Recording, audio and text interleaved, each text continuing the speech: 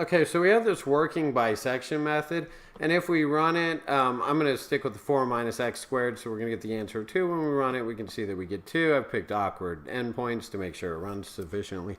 And what we see is that we're going to get something here. And okay, so that's cool. The question is, first of all, like, what was it at the 5th iteration? We have no idea. And how accurate was that? We have no idea.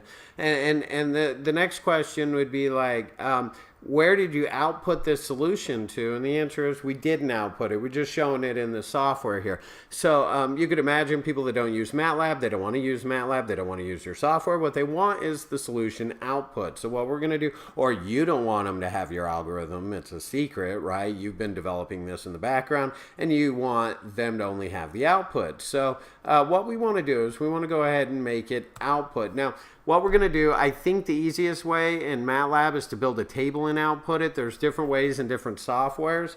Python's a little bit different, but in this case, we're going to, so what I've done is I went and looked up how to write data to an Excel spreadsheet. So my thought is, how are we going to write into an Excel spreadsheet? And what you'll see is they declare a table here, and then they write it. Okay, so that's what we're going to do. So the first thing is T is going to be a table of what? And you see as soon as I do that, it starts popping me up stuff. It's like, hey, what do you want? We want the iteration number and the value, right? And so that should work for me. And it's either right table or table right. I can't remember. Right table.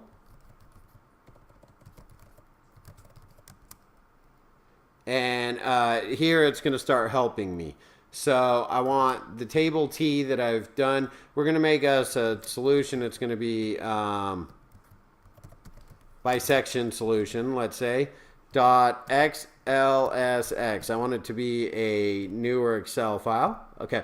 Now, there's some extra stuff here, as you'll see, the extra options. So what we're going to do is we're going to call in the sheet that we want and the range that we want. So let's do that now.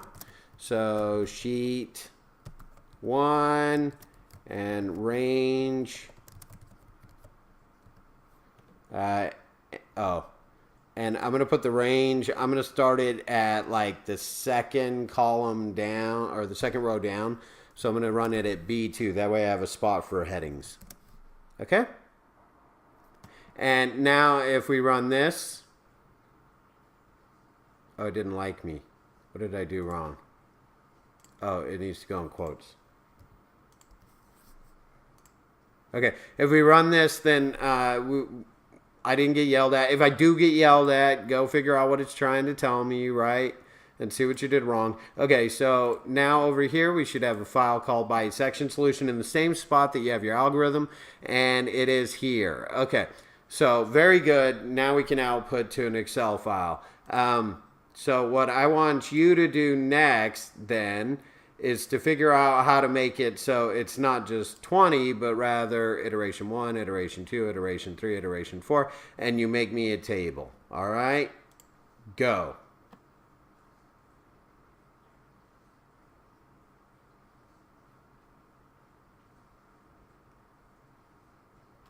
Okay. So I don't know if it worked or not for you. So what I want you to do is to follow me if it didn't work. If it did work for you, cool. See if you did the same method I did. There's going to be more than one method to do this. What I'm going to go ahead and do is I'm going to name this thing an X, a C vector. And I'm just going to blank it out. So it's open, close bracket. What that says is I have an empty vector. And I'm going to do the same thing. I vector is going to be empty. Okay, and what I'm going to do is I'm going to actually store these values in here. So here, when I've calculated C, the C vector equals, can we do it like this? C vector, this is very lazy, the old C vector and the new C value. Okay, so whatever it was before and the new thing. Okay, and we're going to do the same thing with the I vector. It equals the old I vector and the new value for I. And so what this is going to do for me is it's going to give me an option to save those values as we go through. So instead of now writing here just I. We're going to try to write the I vector and the C vector that we saved all these values into, okay? So let's see if this works out for me. Oh, it yelled at me. Oh, it's yelling at me that I don't have permission. I don't have permission because the file's open. You have to change an environment variable. We won't do that. So there you go. And now we're up and running. So if I go into here, I have my values. Okay?